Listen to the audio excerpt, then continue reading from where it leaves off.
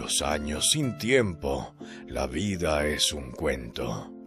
No se había percatado que ese mes cumpliría 3/4 de siglo, pues solo viendo esa tarjeta de recuerdo del velorio de uno de esos amigos cercanos, donde estaba imprimida la fecha de nacimiento y de su deceso, su lucidez mental hizo la simple aritmética y se redescubría como un encaminado septuagenario.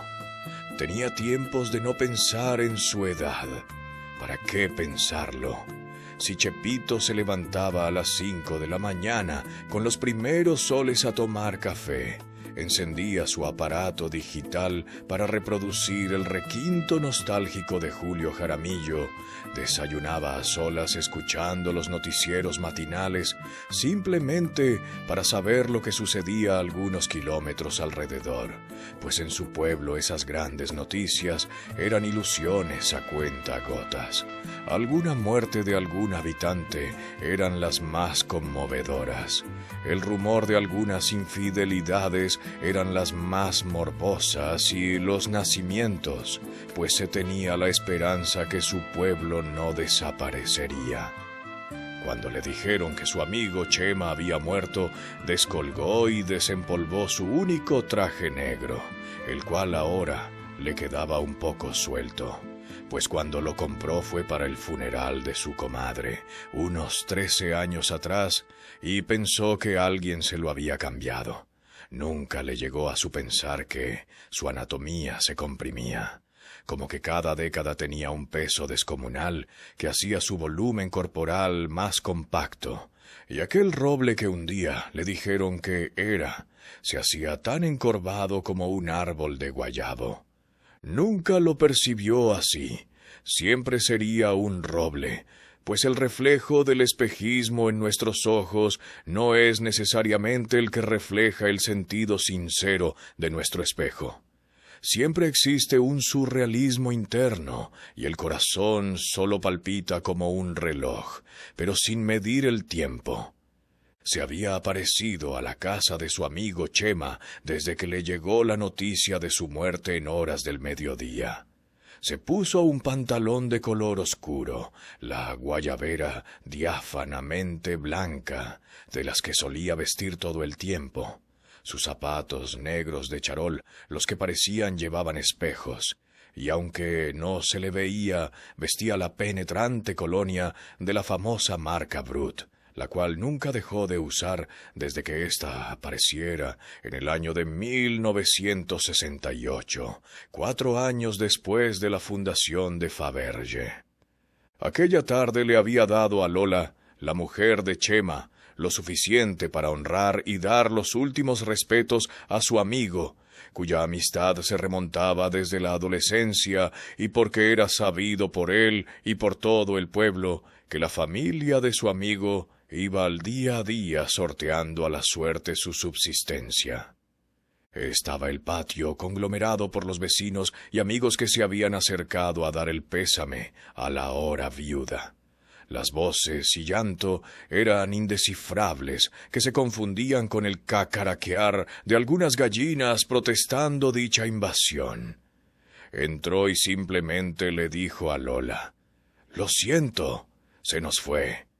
Había escuchado las frases de otros presentes que daban el pésame a la viuda, diciendo cosas que internamente lo hacían pensar, y a la vez internamente le hacían reír. Ya está en mejor lugar, o ya descansa en paz.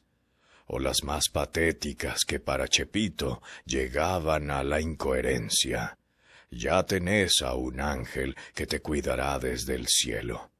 La verdad que la que descansaría más en paz sería la misma Lola, pues era ella la que había venido batallando por los últimos 2 años la diabetes de Chema, aunada a la artritis que le impedía la libertad de movimiento. Con la prudencia que le caracterizaba, cuando tuvo la oportunidad, le dio el manojo de billetes a Lola para que prepararan el funeral. José Marcelino no era un hombre rico, o por lo menos no se jactaba de serlo. Por 30 años había trabajado arduamente en una agencia gubernamental y a la edad de 55 años se había retirado recibiendo una pensión. Se sentía joven a esa edad y con un amigo aprendió el oficio de la electricidad, simplemente para desafiar ese dicho que reza que un perro viejo no aprende nuevos trucos. No solo aprendió la electricidad, pero con los avances tecnológicos también se metió a aprender de una forma autodidacta aspectos electrónicos y reparaba computadoras o cualquier artefacto que funcionara con electricidad. Muy poca gente en su pueblo conocía de estos talentos de Chepe, pues en su pequeño pueblo nunca se le requirió de estos servicios y la gente solo le miraba caminar entrando y saliendo de la vecindad con su morral de tela donde llevaba sus herramientas. Se mantenía soltero, aunque reconocía a un hijo producto de un amorío sorpresivo de la juventud. Tomó una seria responsabilidad desde que Morena se lo hizo saber ya cuando su crío tenía 12 años, y desde entonces, de una manera clandestina, le hacía llegar un responsable aporte para su manutención. No lo podía negar. Era un duplicado de José Marcelino, y la muchacha nunca lo involucró por temor a la reacción de un iracundo padre cuando se daba cuenta que su primera y niña de sus ojos había quedado encinta. Nunca sospechó de José Marcelino, pues el muchacho por este tiempo era un simple recluta, quien fue llevado por el mismo padre de la muchacha, un militar de rango, como parte de su escolta de seguridad cuando el viejo llegaba con su afán de gran señor para las fiestas de su pueblo. Morena, una chica de aspecto espigado quien vivía en ese estado febril de esos meses de la adolescencia, sucumbía a las feromonas de un joven corpulento que solo momentos después del coito conocía su nombre. Morena fue algo muy importante en su vida porque simplemente era la madre de su hijo, y porque sabía que, si ésta hubiese dicho su nombre cuando el iracundo de su padre le cuestionaba quién era el responsable de la deshonra familiar, él era un hombre muerto. No importando las razones, Chepito siempre hizo lo que debía hacer para que Morena tuviera lo necesario para cuidar de su hijo. Nunca intentó hacer vida con ella, pues no solo existía el obstáculo de su padre, pero también se sentía enamorado de la cipota más bella y popular de su pueblo, la también espigada y morena Armida. La comenzó a ver como mujer desde sus 15 años, pero no se lo hizo saber hasta que ella cumplía sus 25. Él ya había dejado el cuartel y divagaba en esa búsqueda de hacerse camino en la vida. Pero a sus 20 años y ella con solo 15, siempre le pareció un obstáculo abismal. Le miraba cuando iba en busca de sus tortillas por las tardes. Le gustaba su rostro de mulata y sus cabellos erizos atípicos para su pueblo. Y desde entonces supo que no se la quitaría de su mente, ni con las mejores pócimas de los brujos de su tierra. Pensaba en Armida todo el tiempo, que en una elección de candidata para reina de su pueblo donde la cipota participaba, él la hizo ganar con el último centavo de sus ahorros. Ella nunca lo supo y Chepito nunca se lo haría saber. El día que le hizo saber de sus sentimientos a Armida, estaban en la celebración cuando la muchacha y su familia celebraban la graduación de médico de esta misma. Él había sido invitado porque el sencillo de Chepito se había ganado la reputación de ser un hombre importante, aunque desapercibido del pueblo, pues sin mucha luz. Siempre se involucraba en sus fiestas y de alguna manera ayudaba a conllevar las celebraciones comunitarias de su tierra. Ese día compró un traje nuevo, pues ese café que había ocupado para las celebraciones de sus ahijados, las primeras comuniones donde él fue padrino, el mismo que ocupó cuando fue testigo de la firma de matrimonio del Chema y Lola, no se podría repetir para ese momento importante de su vida. En esa celebración donde la morena y espigada Armida celebraban ese logro académico, el sencillo José Marcelino se le declaró con una breve pero directa nota: Armida, siempre he estado enamorado de vos. Ya no soy un bicho para pedirte que seas mi novia. Hoy te pido que si te quieres casar conmigo, y si tu respuesta es un sí, nos podríamos casar en un mes o cuando vos decidas. José, me sorprendes. No me esperaba esto de ti. Lo siento, pero siempre te he admirado como un buen amigo y nada más. Fue un balde de agua fría para Chepito, y el cual nunca lograría superar. Ese rechazo le hizo una marca infalible en su alma y juró nunca volver a hacer tal pregunta a mujer alguna.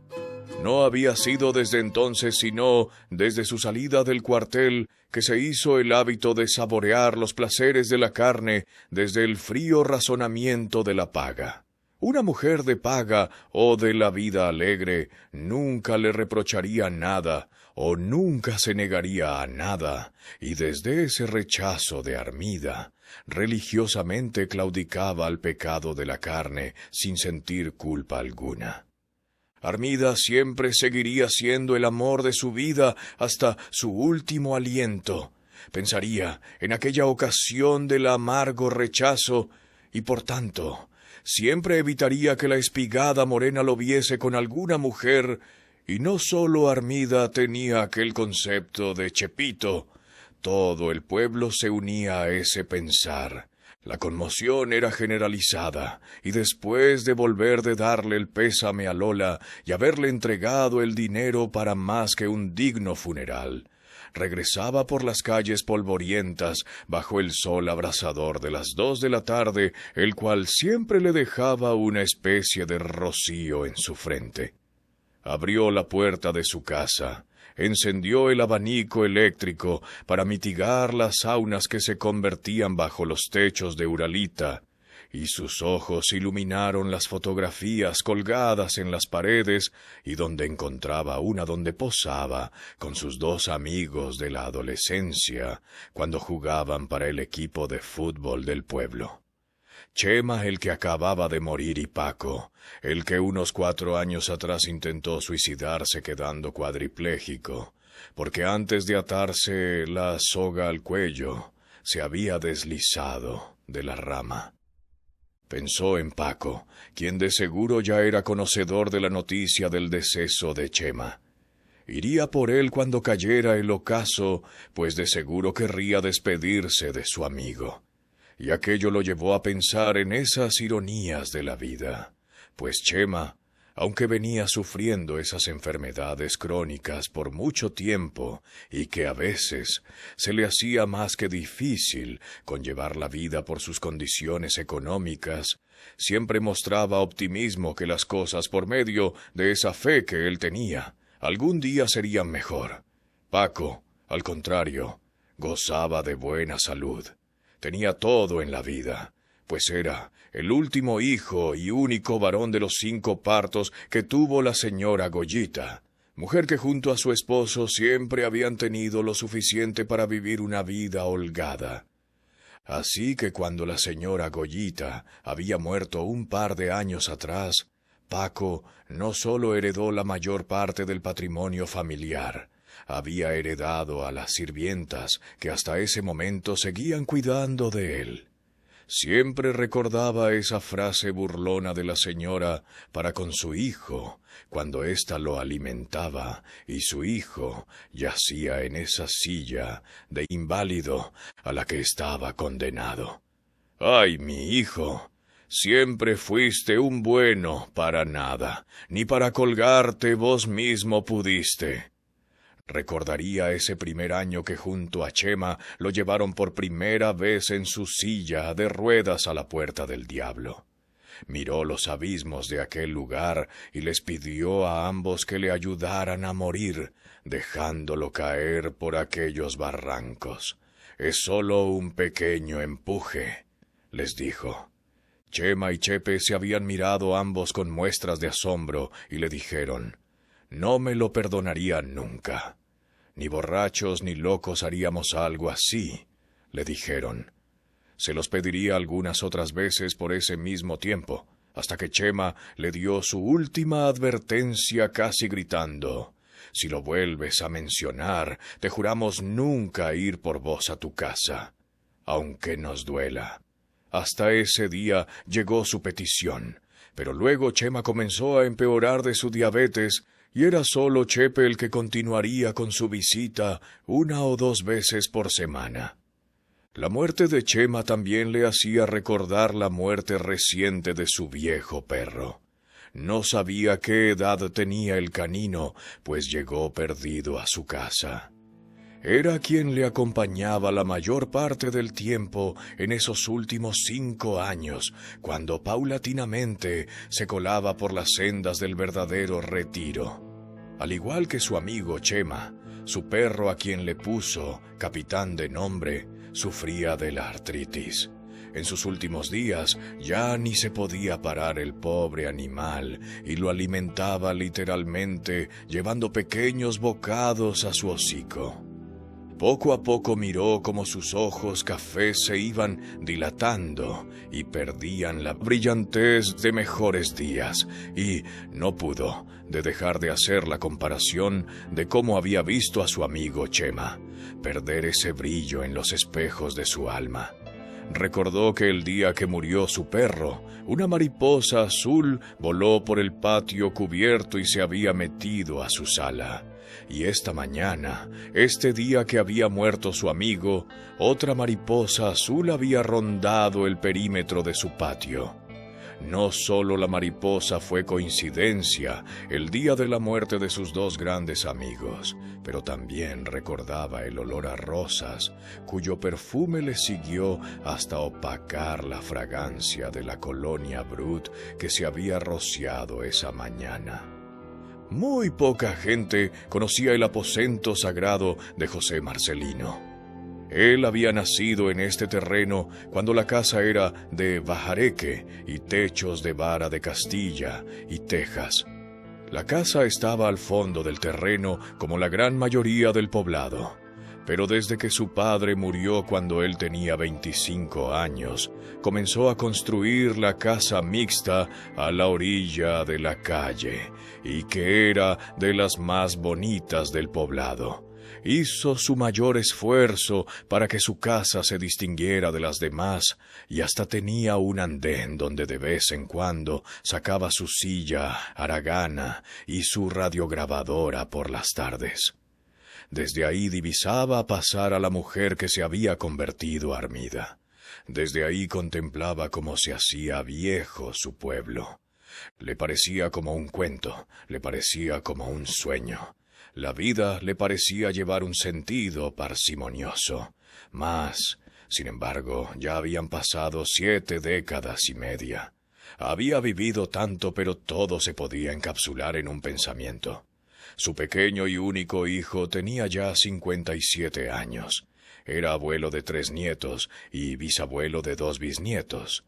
Morena era una vieja tan vieja como él, pero siempre tenía ese concepto de llamarla cipota. Armida, la chica de los cabellos rizados, ya no se elevaban sus pelos como los de aquella gata asustada. El tiempo y los efectos del tiempo y la gravedad conllevada se los había aplastado con un peso brutal, que ya no valía la pena intentar elevarlos. Y encerrado en aquellos pensamientos, en esa cápsula del tiempo, antes de vestirse e ir por su amigo Paco, se sonreía con su espejo cuando lo recordaba. Murió don Chus Méndez, le dijeron los vecinos conmocionados. Le costó a que sus sentidos reaccionaran. Luego se dio cuenta que Chus Méndez era el militar de rango que se había casado con su amada Armida, el amor de su vida. Armida apenas había atravesado el medio siglo, pero su marido, con 65 años y más de 100 libras de sobrepeso, sucumbía a un infarto fulminante. Ni los consejos ni los gritos de la doctora Armida lo pudieron evitar. Más bien, uno de esos gritos de una mujer resignada a las traiciones de su cónyuge lo llevaron a una muerte abrupta. «Eres un misógino, hijo de la puerca, que si no te mueres hoy, te juro que te inyecto carburo». Eso fue lo que la gente dice haber escuchado, pero la verdad que el coronel Méndez murió sin saber qué significaba la palabra misógino. Pero imaginó el carburo derritiendo sus venas y tanto fue el susto que había colapsado para no recobrar la vertical jamás. Armida estaba libre, solo con la atadura de 2 hijas y un nieto. Aquella chica que un día significó el amor de su vida, hoy se relegaba a ese bonito recuerdo de sus mejores tiempos. La doctora Armida Beltrán, viuda de Méndez, era solo eso, simplemente eso, un bonito recuerdo. Desde que tuvo su último y segundo parto quedó en esa condición, como si siempre estuviese en ese estado del 3er ciclo de gestación.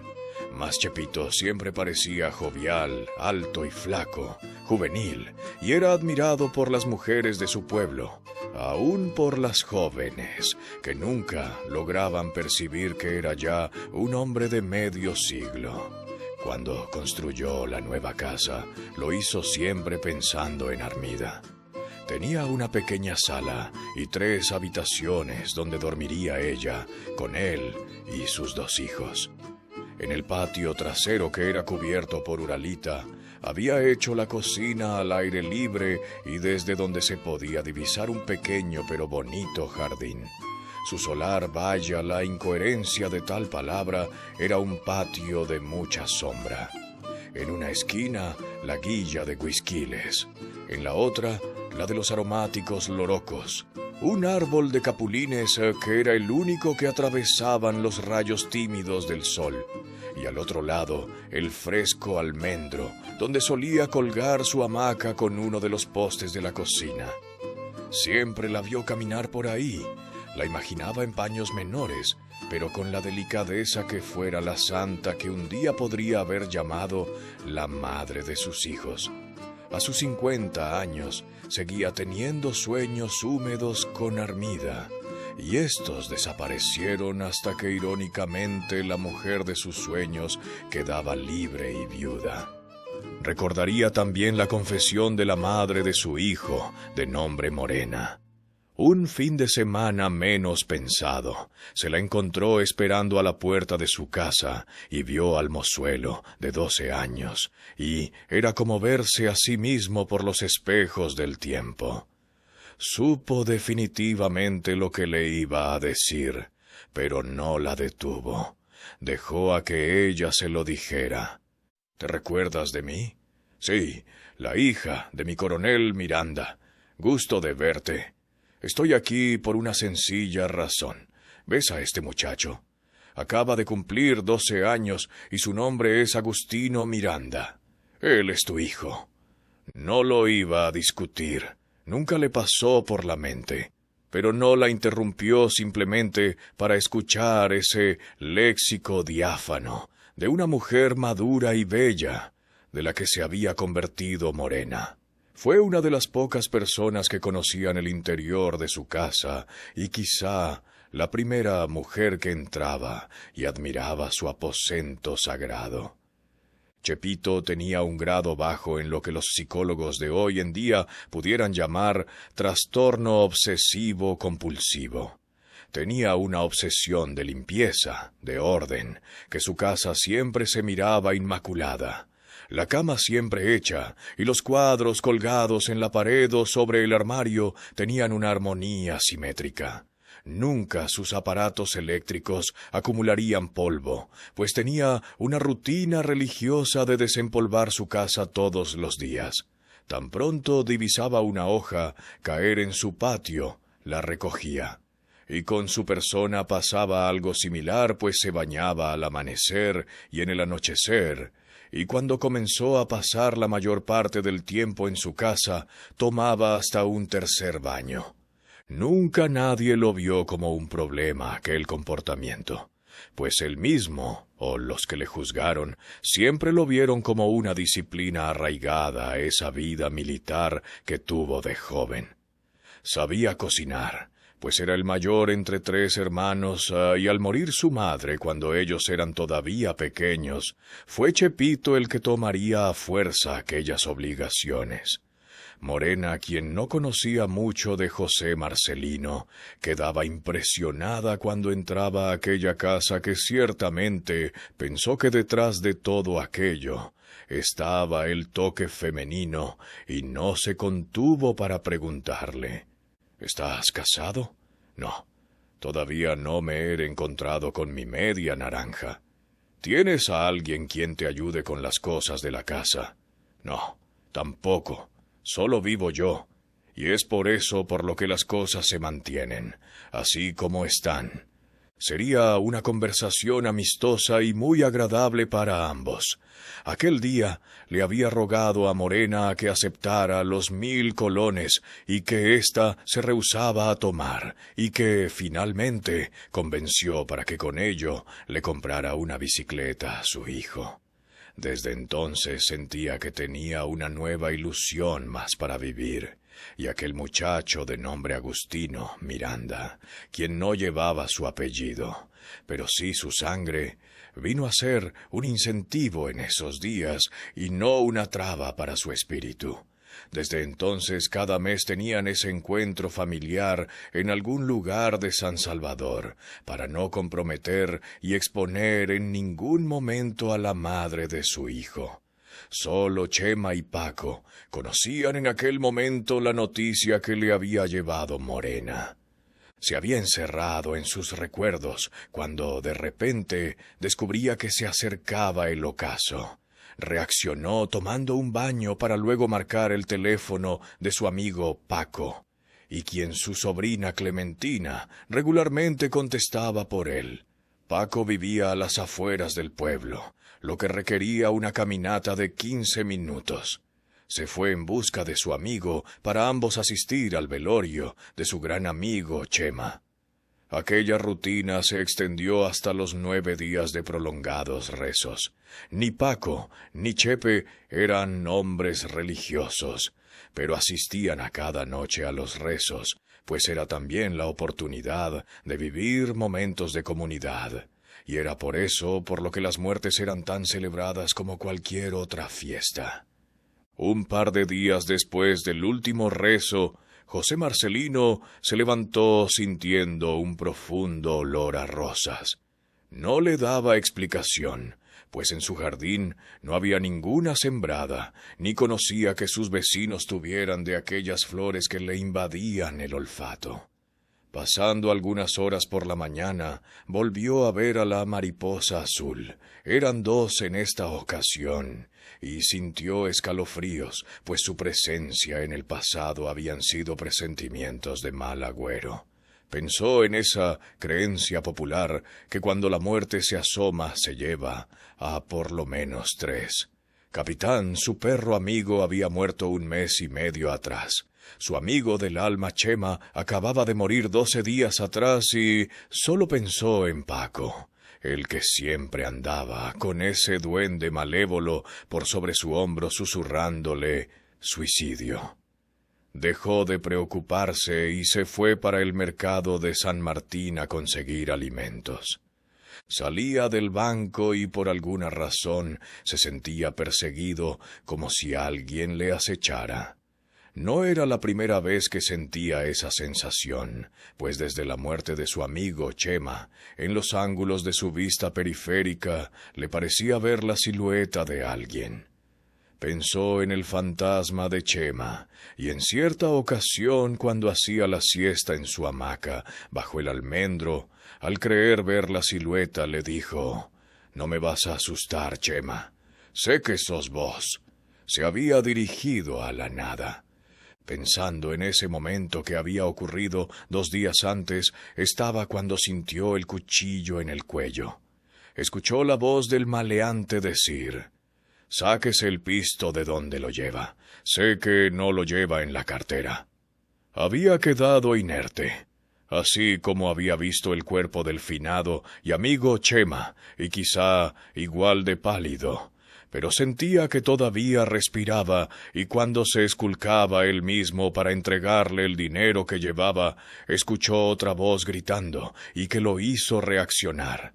«Deje a ese pobre cristiano, mi amigo, que, si usted le hace algo a ese señor, mire que no me tiento el corazón para zamparle un par de balazos». Miró a otro joven apuntando a ambos con un arma de fuego que, si bien se dirigía al maleante, si un disparo se le iba, bien le podía haber pegado a él. Estaba entre la espada y un cañón, pero de nuevo sintió una sensación extraña de miedo, pues volvía a oler las rosas entre los charcos fétidos del mercado. Volvía a ver volar 2 mariposas azules por sus costados, y éstas se dirigían a un bulto oscuro, como a una neblina negra. Reaccionó cuando el buen samaritano que había intervenido en el asalto le ponía un brazo por el hombro, pues no se había dado cuenta que el ladronzuelo había salido corriendo. «Gracias, joven, no sé cómo agradecerle». Estaba tan atónito y solo dio unos cuantos pasos para subirse a un taxi y se fue para su pueblo sin el mandado del día. Entró a su inmaculada casa y se encerró. Habían pasado 2 días de aquel altercado en el mercado y Paco no escuchó nada de su amigo Chepe en un fin de semana, pues religiosamente su amigo no faltaba en llegar a esa visita donde escuchaban esas viejas melodías debajo del árbol de Paterno, acompañados de los crujientes chicharrones o de los plátanos verdes fritos con la exquisita salsa picosa que les preparaba Clementina. Le pidió a esta última a que le hablara a su amigo, pero éste nunca contestó. Intrigado por aquel silencio de Chepito, le pidió a Clementina ir a indagar por su amigo hasta su casa. «Ese suchucho que tiene me da miedo. Capitán, ese pobre perro viejo se petateó hace más de 2 meses, pero yo siempre escucho los ladridos al pasar el portón. Será el fantasma del pobre animal. Quizá se murió con hambre el pobrecito. Vos andá y te averiguas de tu padrino». No era su padrino, era el padrino de la madre de Clementina, quien era la sobrina de Paco, y éste, al no saber el título sanguíneo de su sobrina nieta, se limitaba a identificarla como sobrina, y la muchacha de escuchar que muchos le identificaban como el padrino a don Chepito, pues ella se acostumbró en llamarle padrino también. Se fue corriendo y llegó exhausta al portón metálico a un costado de la casa. Sabía dónde encontrar la llave para abrir, pues Paco, su tío abuelo, se lo había hecho saber. Escuchó las voces indescifrables para luego corroborar que se trataba del radio, pero luego descubrió que Chepito yacía en la hamaca debajo de la sombra del almendro encendido en una fiebre. No le dijo mucho y salió corriendo barajustada para llevarle aquella noticia a Paco. «Ve de regreso, y en la casa, de 2 pisos a 5 casas hacia la izquierda de donde vive tu padrino, vive la doctora Armida. Dile que vaya a la casa de tu padrino y que lo atienda. ¿A poco esa señora es doctora, tío? Todos los bichos de la escuela dicen que es muy mala y otros dicen que es hasta bruja». Paco sonrió con la percepción de su sobrina, pues él, al igual que su amigo Chepe, miraban a Armida como aquella chica de los 15 años y cuya percepción no cambiaría absolutamente en nada, porque simplemente su sentido óptico se mantenía en ese tiempo único y especial para cualquier ser humano. Y es que A pesar de todos los cambios que conllevamos en nuestras vidas, necesitamos el idilio de esos años para convertirlos mágicamente en un sueño ancestral de nuestro presente. Paco recordaba esos juegos llenos de testosterona, donde le imponían el más grande reto a su amigo Chepe, a esos 20 años, para que escribiera con su propio orín sobre los arenales de su pueblo. «Te amo, no Armida». Chema y Paco siempre le ganaban aquella apuesta, pues sus chicas idealizadas en aquellos tiempos eran de nombres cortos: Ana Gininelli. Ni cuando tomaba mucha cerveza lo había logrado, y siempre quedaba el nombre humeante sobre los arenales a medias. Ya siendo un viejo, Chepe lo intentó a solas cuando recordaba esas apuestas de jovenzuelos, pero se decepcionaba nuevamente, pues la micción por esos días ya no tenía esa misma presión de aquellos otros de fuerza pueril. La doctora Armida Beltrán, viuda de Méndez, había intentado decolgar el estetoscopio décadas atrás, pero en un pueblo como aquel siempre seguiría de alguna manera activa en esa profesión, aunque eran las personas mayores o cercanas a su edad que conocían de sus conocimientos. Los más jóvenes de su época desconfiaban de que ya no estuviera al día, y los mucho más jóvenes, aquellos muchachos que estaban en el plan básico o bachillerato, tenían en su memoria la leyenda distorsionada que les había llegado con los arreglos de un surrealismo mal intencionado. Era la mujer que había matado a su marido inyectándole carburo. No conocían que verdaderamente había laborado como médico y que inclusive seguía atendiendo a algunos que requerían de sus servicios. Cuando Clementina llegó con la noticia y supo que aquel viejo admirador estaba enfermo, no dudó en ir a atenderlo. Siempre le había caído bien Chepito, siempre le pareció un hombre respetuoso. Recordaba esa declaración abrupta y esa mirada quebrantada que vio aparecer en aquel ilusionado rostro cuando ella le dio la negativa. Realmente le gustaba Chepe, pero también le andaban rondando aquellos galanes de la ciudad, y 4 años después de haberse graduado de médico, se había decidido en aceptar como su esposo al coronel Jesús Méndez. Todo el mundo le conocía como el coronel, o el coronel Méndez, y nadie nunca lo llamaba por su primer nombre, excepto Armida. Tomó su botiquín, el estetoscopio, y salía por la puerta preguntando a la muchacha: «¿Tenés llave de su casa? Está acostado en la hamaca en el patio. ¿Y cómo le haremos con ese chucho bravo que tiene? Ya no está. Dice mi tío Paco que el chucho se murió hace unos meses. Pues te juro que creo haberlo oído ladrando anoche». Eso mismo le dije a mi tío. Siempre que vengo por las tortillas, le juro que también lo he escuchado. Atravesaron juntas la calle y Clementina había abierto el portón. La encaminó hasta el patio trasero y se despidió de la doctora Armida con la excusa que debía de regresar con su tío Paco, y de quien todo mundo conocía su condición de cuadripléjico. Vio a José Marcelino sin hacer ningún movimiento en la hamaca. Le tocó la frente y fue en busca de alguna toalla o algún trapo.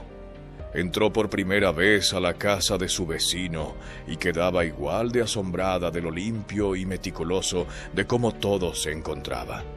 Tomó una toalla doblada y salió directa a la pila para remojarla y ponérsela en la frente.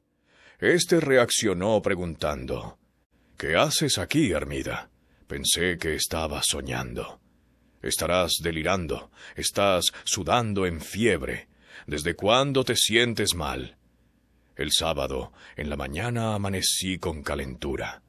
«Pues te voy a poner una ampolleta para reducir esa fiebre. ¿Has comido algo o tomado algo?» «No, quizás solo he tomado agua».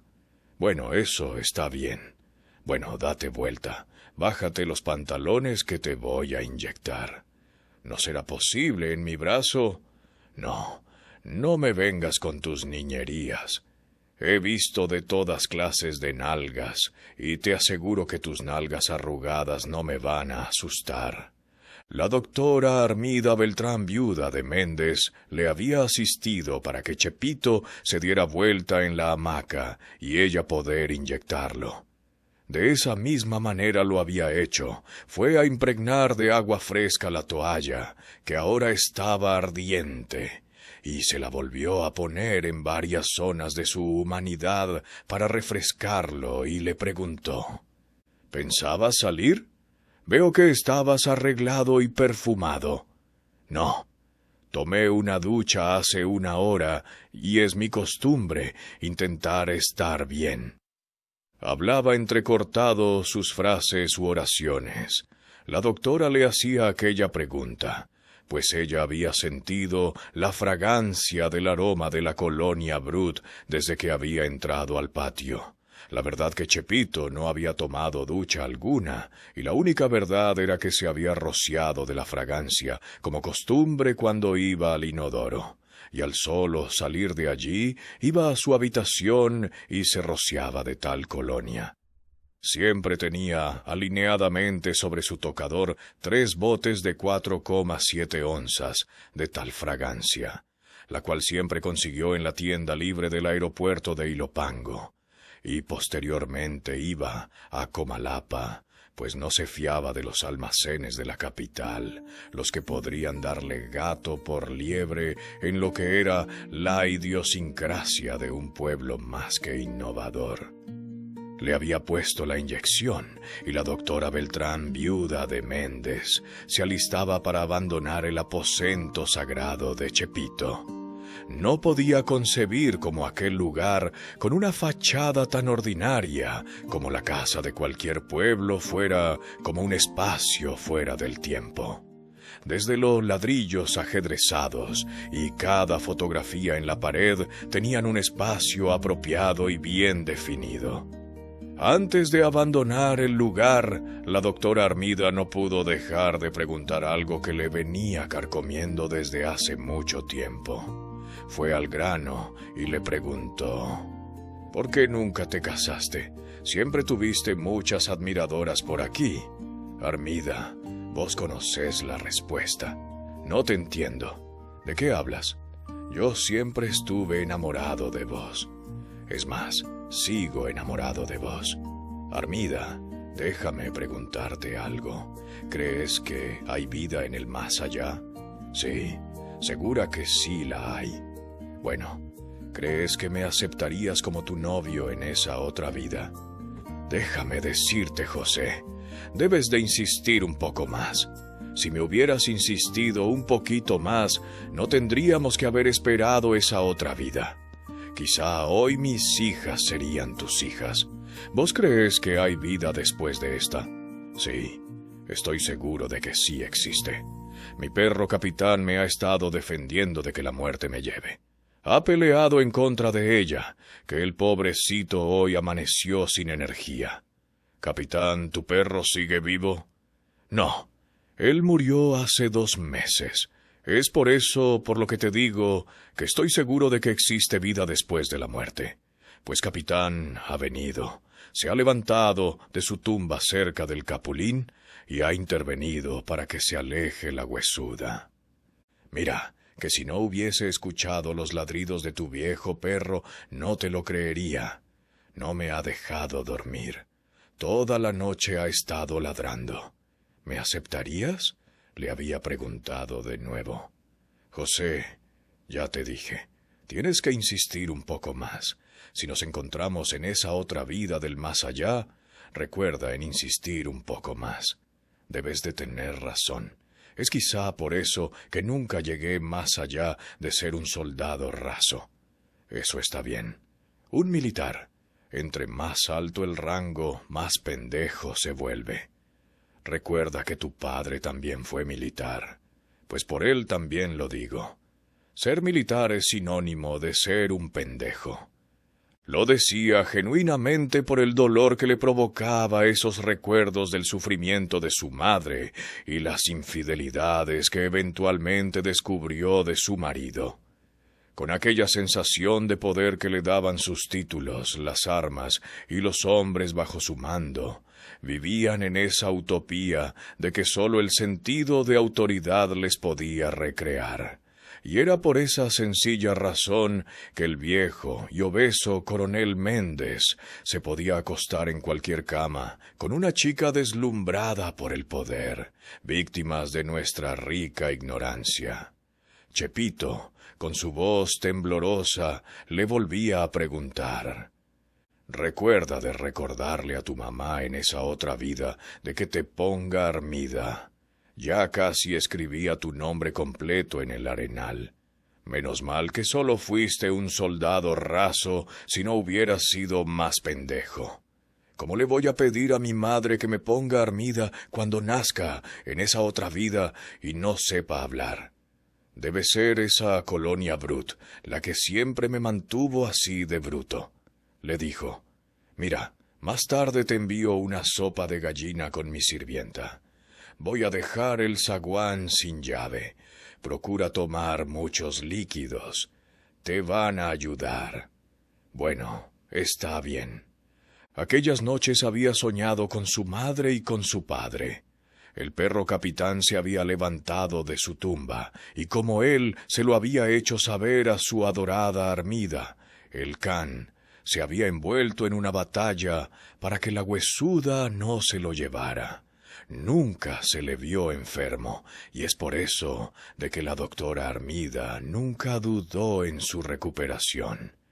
Ella nuevamente le había dicho que era todo un roble, y que llegaría fácilmente al siglo de vida. En cambio, Chepito miraba a una mujer vulnerable y no se equivocaba. La doctora Armida, Beltrán, viuda de Méndez, venía batallando con una alta presión y los síntomas primarios de la diabetes. A sus 70 años tenía un peso descomunal, que uno de sus brazos tenía la misma circunferencia de su abdomen cuando ella tenía 20 años. Su piel era fofa, su frente prematuramente arrugada y sus piernas moradas de las varices, y se sorprendía que Chepito mostrara ese mismo interés de cuando ellos eran unos mozuelos. Pensó que eran esos recuerdos abstractos que le provocaba el delirio del estado febril de un enfermo, pero gozó de la adulación, pues aun a sus 70 años una mujer no deja de ser sensible al coqueteo del sexo opuesto. En esas horas calurosas, ya para acercarse el mediodía, sintió el zarpazo. Había enviado a su sirvienta con la sopa de pollo para Chepito, y ésta regresaba conmocionada sin poder enhebrar palabras. «¡Está muerto!», logró decirle. La mujer vio a la doctora sorprendida por su nota, pero la vio que cerró su habitación sin mucho más que ella pudiera intuir. Nunca imaginaría que la doctora Armida caería de un solo golpe a los ladrillos ajedrezados de su piso rojizo y gris, y al igual que un día sucumbió su marido sin recuperar la vertical, una hora después la encontraría su sirvienta, con sus ojos abiertos y oscuros, viendo el techo de su casa y llena de baba, como a un perro con rabia. «¿Cómo es posible?», se preguntaba Paco a tal noticia. Hoy cumplía sus 75 años, y su amigo, José Marcelino, nacía y moría el mismo día del calendario. Él se hizo cargo de los servicios fúnebres de su querido amigo, y sabiendo lo inmaculadamente que estaba su casa, no tomó ningún riesgo para que nadie la desordenara. El velorio sería en su casa, y no en la de Chepe. Su sobrina Clementina y los sirvientes se harían cargo de todo aquello, y se quedó en sus sillas de rueda, sollozando el dolor que le embargaba. Su casa estaba fuera del pueblo, y era bastante grande, pues en años al nacimiento de aquel poblado la casa se prestaba para la clasificación del tabaco. y en un tiempo los trapiches eran alados por los bueyes.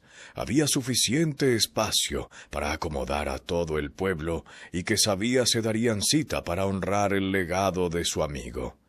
Le pidió un favor especial a Clementina diciendo: «Vas a su casa a traer esa loción que está en su tocador, y después de bañarlo y vestirlo para posarlo en su ataúd, échale ese su perfume que siempre usaba. Él debe de ir bien oloroso para cuando llegue al cielo». No lo quiso ver muerto, no pidió a que lo acercaran al ataúd abierto, y que emanaba la loción que recordaría a todo el pueblo, pues todos conocían aquel olor que emanaba don Chepito al caminar las calles empedradas de su pueblo. Tampoco Paco iría a la misa de cuerpo presente, pues tenía una rabieta con el cura del pueblo, pues sabía que usaba su nombre en algunas de sus homilías para hacer hincapié a los designios de la divinidad para mantener la vida. Le dijo a su sobrina que lo llevase en su picacho y que esperaría la procesión del funeral a la entrada del panteón. ¿Cuál fue su admiración y confusión absoluta, pues minutos después de él haber llegado a la entrada del cementerio y todavía haber escuchado el doblaje de las campanas anunciando la misa de cuerpo presente de su amigo Chepito, aparecía una procesión menos densa, cargando un ataúd de color café? Como su incapacidad de movimiento se lo impedía, le pidió a quien le cuidaba que fuese a averiguarlo.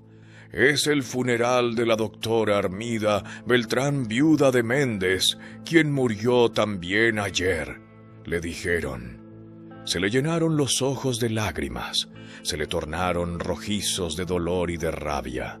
Recordaba cómo Chepito quiso siempre escribir con sus meados sobre la arena de su pueblo: «Te amo, Armida».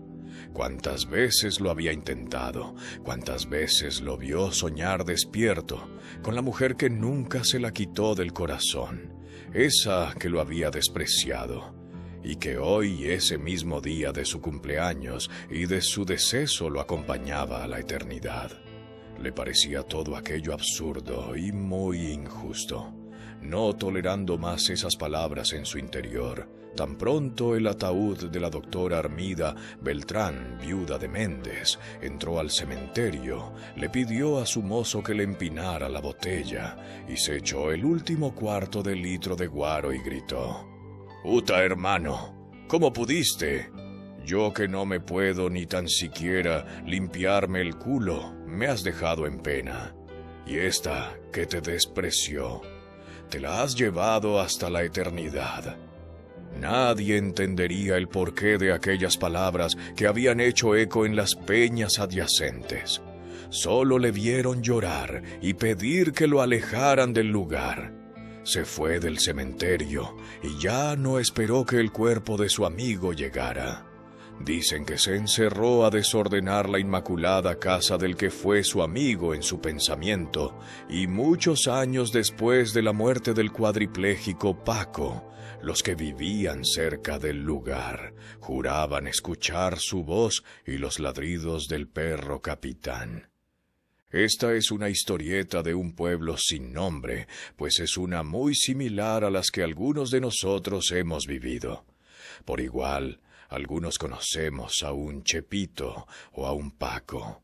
Quizá algunos hayamos conocido a una bella mujer como Armida. ¿Cómo no recordar a alguien como Chema? Hay historietas de algún pueblo que nos gusta recordar. Algunas valen la pena contarlas y otras vale la pena escribirlas para que queden en un limbo del tiempo que alguien descubrirá. Qué bien que el corazón palpite como un reloj, pero sin medir el tiempo. Historieta de Paluca de Perulapán.